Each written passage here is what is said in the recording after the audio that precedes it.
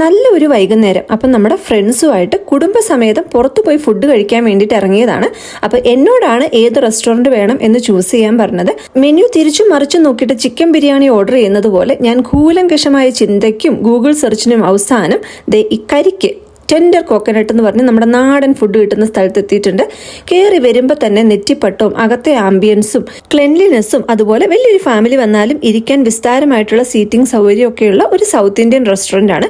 ആദ്യം തന്നെ പഴംപൊരിയും sea food പ്ലാറ്ററും order ചെയ്തിട്ടുണ്ടായിരുന്നു. ഫോൺ എടുക്കാനും ഷൂട്ട് ചെയ്യാനും മാത്രമല്ല ചുറ്റിനുള്ളതൊന്നും കാണാൻ പറ്റിയില്ല. ഫുഡ് മുന്നിലോട്ട് വന്നത് മാത്രമേ ഓർമ്മയുള്ളൂ, പിന്നെ ഒന്നും ഓർമ്മയുണ്ടായിരുന്നില്ല. പിന്നെ നമ്മൾ കുറച്ച് കാന്താരി ചിക്കനും ബട്ടർ ചിക്കനും മട്ടൻ കറിയും ബീഫ് കറിയും ഫിഷ് കറിയും നൈസ് പത്തിരിയും പൊരിച്ച പത്തിരിയും നാനും ഇടിയപ്പം ലാസ്റ്റിൽ കപ്പ ബിരിയാണിയിൽ അവസാനിപ്പിച്ചു.